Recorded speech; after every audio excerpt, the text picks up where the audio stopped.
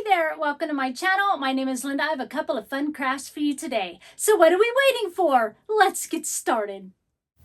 Today we'll be working on some Christmas home decor crafts. Now this particular project, number one, is from a subby of mine. Her name is Janice, and she wanted to see if we could dupe this particular ornament pillow. So let's get going with it. I think I figured it out for you. I will have a free pattern for you on my printable. It comes in 2 pages. This first piece, you're going to tape it together at the dash lines, that top and bottom. You can see those dash lines to form one piece, and you're going to cut 8 out of both of these pieces. Here's the dash lines. This is loosely what it looks like. I just kind of really quickly taped it together, but then you're going to have the second piece. It's going to have 3 pieces on it. You're going to have a bell cut out here. You're going to cut 4. You're going to cut 1 of these bottom pieces for the hanger and 1 of these circle pieces also for the hanger. And then for like the loop piece at the top, we're going to use some chunky yarn, but I've loosely given you some measurements if you want to use like, fabric that matches your ornament or something like that, but you'll probably have to adjust those measurements, okay?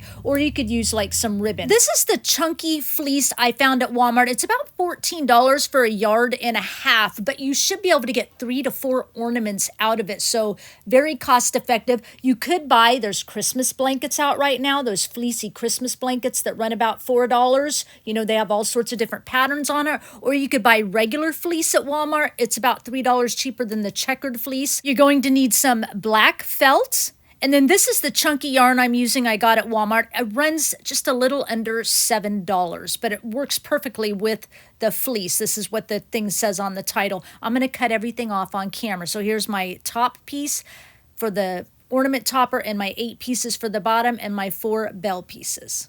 Now let's start putting this together. So about 1 inch up from the bottom is where you're going to place your bell piece. The little straight edge goes down and the round circle up toward the top. And now I know it looks like it's way down at the bottom, but these pieces measure about 16 inches tall. And if you went to the halfway point at 8 inches, got another ruler here, so you're about 1 inch from the center and then about 1 inch down from the bottom. So it is in the right area. If you're a gluer, just glue it down. If you're a sewer, you're going to sew down all the way around it. Now I'm actually using 2 pieces of felt for my little bell piece because the felt I got was kind of thin.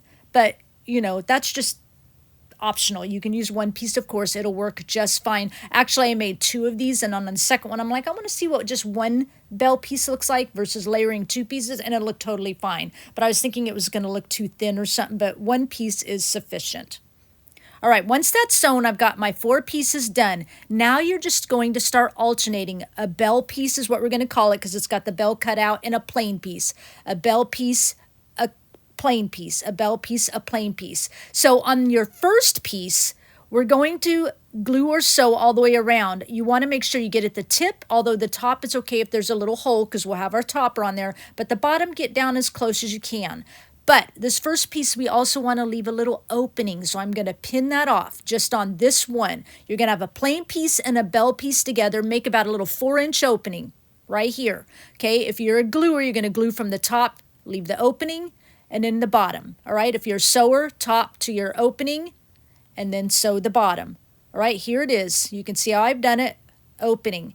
We've got a plain piece and a bell piece. That's how I started mine. And now you're going to add, alternating, right, a plain piece. Matching your edges. If you're a gluer, point to point, lay it on pretty sides together, right sides together. Of course, if you're a sewer, you're going to sew all the way down that. I'll show like this first one, and then, I'll get into, again, showing how we're alternating it, just laying the pieces together, and then I'm going to pretty much do the rest off camera. So here's my next piece. We're on our 3rd piece now. This is what it looked like. I have a plain, a bell, and a plain. Now we're going to take another bell piece. Careful. See how mine's upside down there? Watch it. Make sure your bell pieces are at the same edge. Glue it all the way down if you're a gluer, or sew it all the way down. Then you're going to add your plain piece, right sides together, gluing or sewing. Add your next piece. You've got a bell piece, right sides together, gluing or sewing. Open that up, plain piece, gluing or sewing.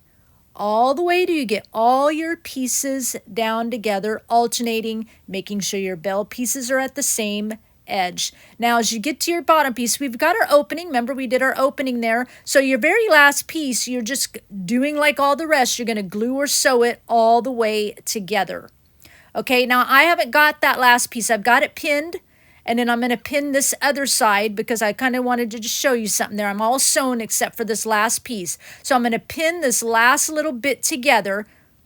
All right, so at the top, it's okay, like I said, if there's an opening. At the bottom, you're most likely going to have an opening because maybe if you're a gluer, you might not. But if you're a gluer and you do have an opening, glue it closed. If you're a sewer, just sew all the way straight across. Okay, so I'm going to show you here. I'm sewing my last side all the way down. And then once I get that sewn, I'm going to lay it together as if you're, trying to fold a fitted sheet. You're putting the corner pockets together here. Just lay it like that, nice and flat, okay? And then just sew straight across on the bottom, adjusting your fabric if you need to make it nice and flat, and just get that sewn all the way across. That way it doesn't bunch up underneath it, okay? Now go ahead and turn your whole ornament pillow right side out and pretty. You'll know you've got it right.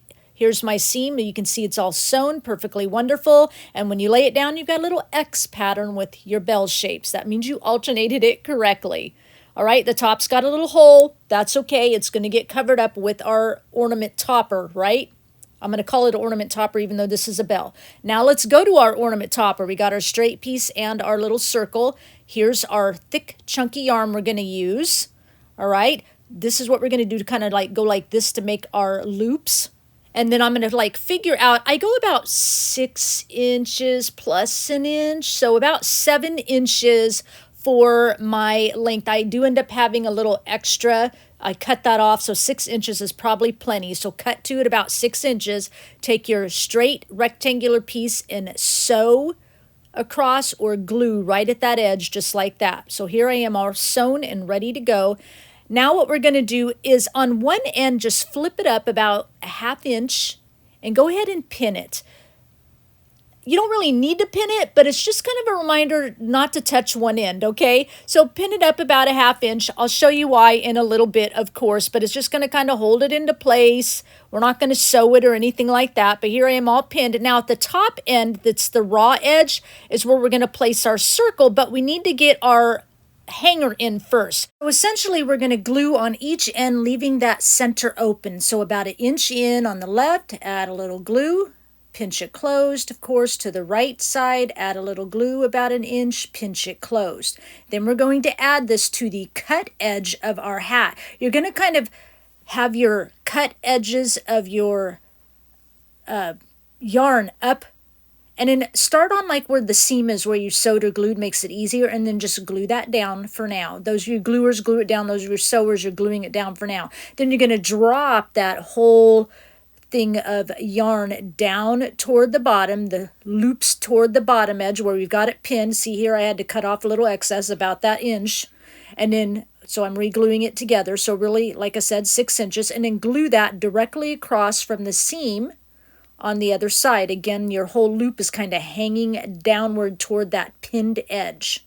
Okay, that's what it looks like. Now we're going to add the top. So right sides together, pretty sides together. You've got your ugly sides out. And if you're a gluer, you're just going to glue it all the way around, paying careful attention to, glue nicely over where your loop is, your loop of yarn there, and then all the way around. I'm going to go ahead and just pin it here. And I'm going to double pin it kind of on the areas where that yarn is to make sure I just go over it, nice and slow, and make sure I get the yarn edges as I'm sewing.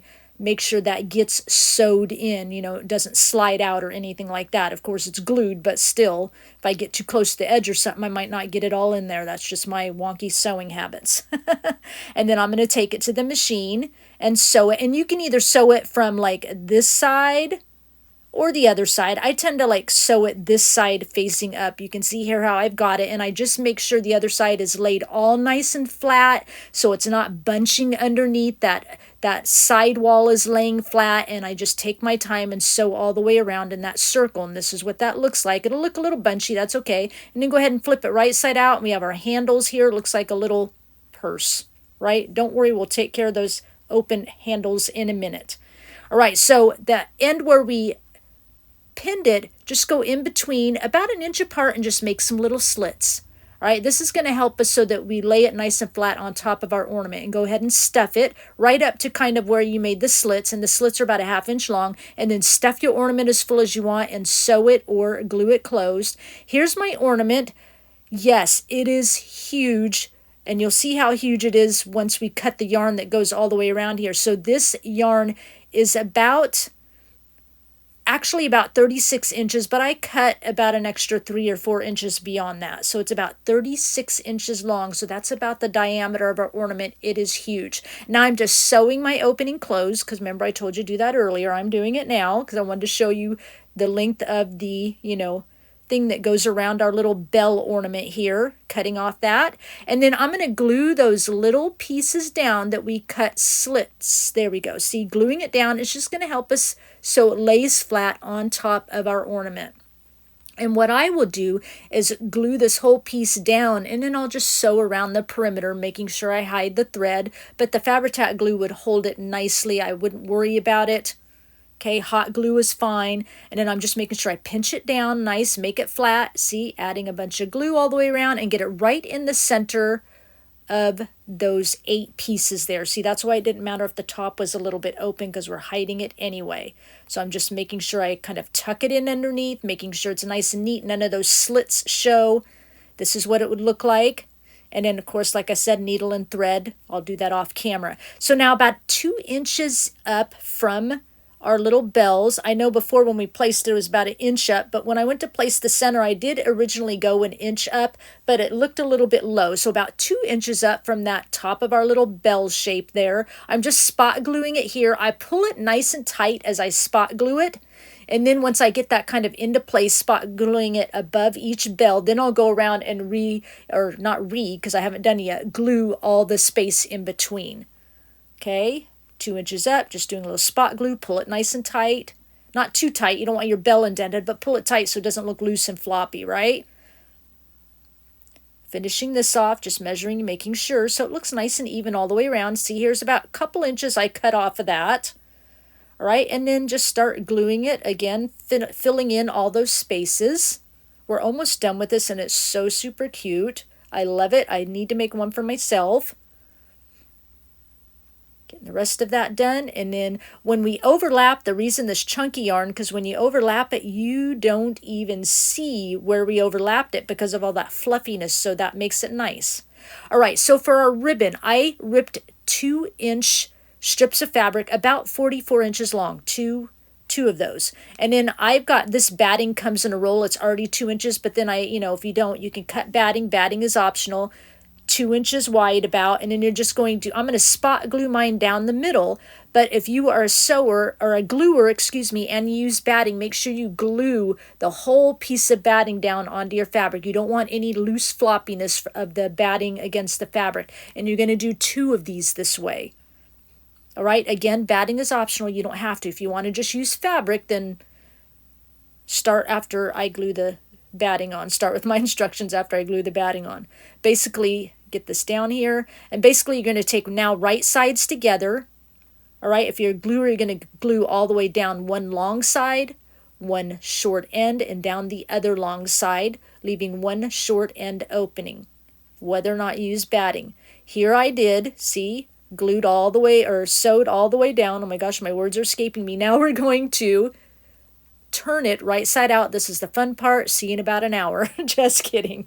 I used some pliers, needle nose pliers, to help pull it through. It went pretty quick. And I've already got it kind of tied into a bow. I love it because it's all chunky. The original picture looked like it was a real chunky bow, which is why I added batting. I've got one side a little longer on purpose, but I still have to cut off about 1 inch.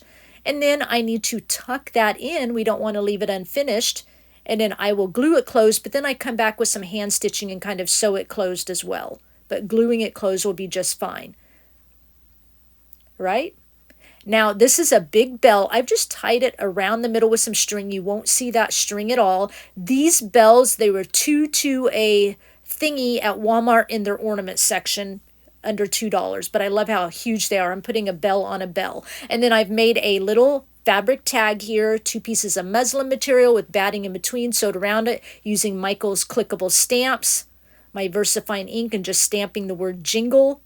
Just like that, really cute. And now let's go with some wire. This is 20 gauge wire. I'm just cutting off a piece long enough. I'll have to adjust it in a minute. But you're going to take one end. I've got some just round needle nose pliers here. You can do it with your fingers. This wire is very manipulative. And just make a little loop like that so it's all nice and doesn't poke you, okay? And do the same on the other end. I kind of measured how long of a piece I would need, cut off any excess, and then I looped that other side. And then we're going to place it in between our chunky ribbon, or chunky yarn. I keep wanting to call it ribbon. Again, great reason to use the chunky yarn because we're going to just glue one side in and make sure you get the ends really good. And we're going to just shove it right down to that ornament topper or bell topper and right up against that chunky yarn and getting nice gluey fingers here. And then we'll go ahead and add glue on the other side, just like this. And then we're going to just form the other side of that chunky yarn right around it, and you don't even know that wire's there. Now, you don't have to use wire at all. My husband was like, you don't need any wire. It's cute all floppy, but I wanted it to stand up more. Even though it's a pillow, I wanted some wire in it. Okay, so you can decide what you want, but just manipulate it around, glue it really good, and hide that wire. All right, so now I've got my bow glued on. All right, everything's looking really, really cute. My bell is in there, and I'm just going to glue the corner of my tag in, see where I want it. I really love how this dupe turned out. Thank you, Janice, for, seeing if I would make it. It was fun. Glue it in there, make sure it's all hidden. And then off camera, I'll do a little bit of shimmer spray on there, just like on the bow, the bell, and the tag, just to shimmer it up a little bit. And that makes this project complete. We'll take a look at the results at the end of the video. Let's move on to project number 2. This project is really easy. I just wanted something kind of Christmassy. I've got an old vintage rolling pin here. You can see it was well used and well loved. Picked it up at a thrift store for a couple of dollars. I want to just add some greenery to it. So the first thing I'm going to do is just take Waverly Antique Wax mixed with water. I'm going to stain the whole thing, the front, the back, the sides, everything. And then I'm going to come in with some chalk paint. I've taken like a cream and a white and mixed it together so it's not too white, not too cream. And I'll do a couple of coats of that. And then off camera, I'll go in and like distress everything up. I was originally going to do this on a rolling pin and just kind of have the greenery hanging down. But it's like I had too small of a rolling pin, too middle size of a rolling pin, not quite big enough. It just didn't look right to me. And the amount of greenery I put on here may be like a little bit too much to some, but I like it. It looks cute. You could do a lot less if you want. Now I've got some stars here I want to paint up as well. These are just stars. I use my, wood laser, cut them out. They're about, 4 by 4 inch size. You could use any stars you buy from a store, whatever. I just kind of wanted them looking a little bit kind of country primitive shape. I just kind of drew them out in my program and, like I said, cut them out. It's really thin wood, like 1/8 inch, so I cut 2. And I'm like painting the front of one side and the back of the other. Here's my, cutting board all sanded up, ready to go. I just paint the front. The back I'm leaving plain. And here's my stars. I've sanded all up, distressed them a little bit, and then I'm going to go take some Beacon Fabri-Tac glue here and just glue those together so it's a little bit thicker of a star, of course. Now I'm taking some black paint mixed with water. I want to add a little splatter. You knew it was coming. But I'm just kind of taking care to splatter around the areas and the handle, around the edges that I know is going to be seen through the greenery. Don't really need to splatter the front. It's not going to be seen. And off camera, I do splatter the back. Now, again, I've got some fabric like with our ornament. 2-inch wide strips, about 44 inches long. Only this time I'm going to use one piece of batting, and I'm going to only glue one piece of batting to one side. The other side's plain fabric. So you're going to do the same thing as you did the bell ornament. If you want to use batting, again, you don't have to. Glue it all the way down, then right sides together, gluing around the edges or sewing around the edges. All right, and then what I did is went ahead and turned it right side off camera. Okay, so let's get back to our cutting board. Going to throw in some greenery for you. It's going to look like a lot. Most of it from Hobby Lobby. There you go. I'm going to just start gluing it down. Now I'm gluing it down at the top like at an angle. So it kind of hangs at an angle off of the cutting board. Yes, actually have my hot glue gun out again. I only pull it out every once in a while. You guys know I like to use my Fabri-Tac, but on video, the Fabri-Tac would work great, but it just, it's a minute to set up in spots. And when I'm trying to glue this much greenery on and stuff, I need it to go a little quicker. Again, you don't have to add this much greenery. I just wanted it to look full and luscious. I think maybe a longer cutting board might have looked neat because a lot more would have showed out. I was debating between a longer cutting board I have or this one, but the longer cutting board I had was one I bought at Hobby Lobby, and it was too new looking. I wanted more of a vintage, old, kind of cracked, worn one, so this is what I had. I'm just doing a little bit of filler with some other greenery in here, so it's not all the same greenery. Okay, I wanted a frosty pine cone on there, and I made sure the bottom layer of greenery I chose, has like 3 areas of red berries, so we have a little bit of color in there. Remember, everything looks good, kind of an odd number, so 3 spots of red berries, just filling in with a little bit more pine cone because I don't want just one pine cone sitting out. Here is my ribbon. Let's change it, tune a little bit. I actually sewed around the outer edge of this one versus on the first one. Once I turned it, I sewed all around the perimeter just to give it a little bit more of kind of a finished look. And I actually like this one better. You can see I glued it on, hot glue in the middle. I liked it better with one piece of batting versus on the ornament. So when I made my last bell ornament, I only did it with the one piece of batting in it because it was just a little flatter. Now I'm taking a rusty bell and a safety pin after I've glued that bow down in the middle, and I kind of safety pin it to the center of my bow, and I'm just kind of gluing the top edges of my star down on the bow and into the greenery. And then I'm going to kind of wrinkle and crinkle my bow tails down the greenery here. Yes, using a finger protector. I at least got that out, and I was smart. And this other one, because I laid the bow at an angle, it's a little bit too long on one side, and I kind of need that corner crinkled up a little bit more. It just wasn't doing it for me with just hot glue. So I ended up getting my needle and thread out right here in that spot right there, and you can see me just kind of sewing by hand that little corner so it really just kind of crinkles it up really good, and then I'll finish gluing it on. Tying it off here and finish gluing it on. But I do like how this turned out. You'll have to let me know what you think. But nice and easy and beautiful in your kitchen home decor. And then, of course, once this is done, I'm going to take a little shimmer spray off camera and just kind of shimmer up that bow star area, the top of the handle, parts of the cutting board that you can see, and that makes this project complete.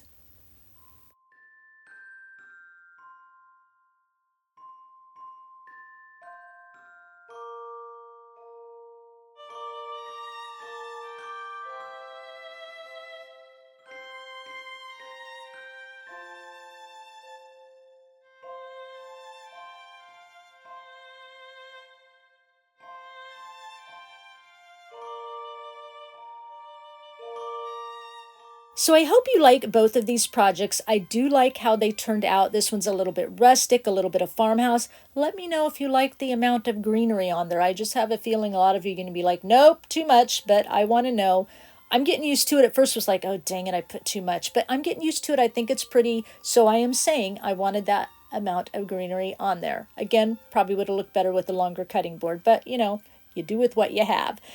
Let me know if you like the dupe of the ornament, the bell ornament pillow. Most of the bell ornament pillows, I keep calling them both. Most of the bell ornament pillows, depending on how simple they were, or if it ranged up with like a bow, just a bow on it, like the dupe picture we looked at the beginning, from about $15 to about $60. And ours comes in at about $8 because it took a whole pillow of stuffing. I buy those like twin queen size pillows at Walmart for $3.44 because of how big this is, and I like a lot of stuffing. Took a whole pillow of stuffing, but I still think that's a lot cheaper and a lot more decorative than those that I've seen online. So let me know which project was your favorite. Please give this video a thumbs up. It really helps my channel to grow. And if you walked in here for the first time, you're just checking things out, you're digging what you saw, make sure before you click off, you hit that subscribe button and notification bell so you don't miss out on another video from me. You know what time it is.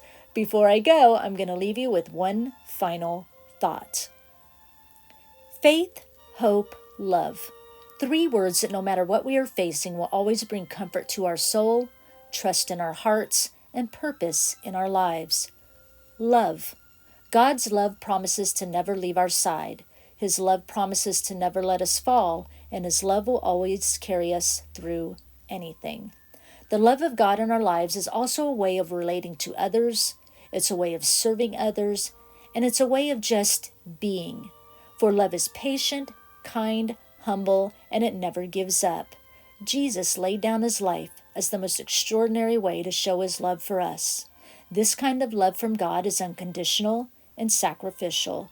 His love extends to the highest mountain. It is deep, it is wide, and it is vast beyond all measure. Faith. Faith is a confidence of what we hope for, an assurance of what we look for but may never see. In the Bible, the book of 2 Corinthians chapter 5 and verse 7, it says, "For we live by faith, not by sight." The object of our faith is God and His promises to us. We live by our faith, and we build others up by sharing our faith. Faith is considered a firm belief in the reliability of God in our lives. We experience evidence of our faith by reading God's Word and hearing His undeniable truth. We believe and understand our faith by seeing the evidence of how God works in the lives of other people, and we live by our faith according to the hope and future that God promises to us. Hope. Hope is an expectation of receiving what God has promised to us, and hope always gives us strength. In the Bible, the book of Isaiah, chapter 40 and verse 31, it says, "But those who hope in the Lord will renew their strength. They will soar on wings like eagles. They will run and not grow weary. They will walk and not be faint."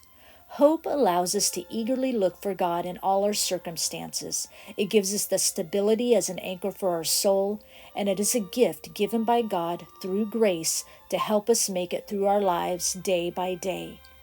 Lastly, hope is always intertwined with faith in love. In essence, we couldn't live without faith, hope, and love. Without faith, we couldn't know or trust God fully. Without love, we wouldn't understand why Christ gave it all one day. And without hope, we wouldn't be able to endure until such a time as when we get to see God face to face. They are three gifts that we will always have in life. They should affect the way we live, move, and have our being. And within the three, there is one important thing to always consider. Love. Love is the most important. In the Bible, the book of Colossians, chapter 3 and verse 14, it says, "And over all these virtues, put on love, which binds them all together in perfect unity." I thank you for sharing your time with me, and I'll talk with you again soon. Bye.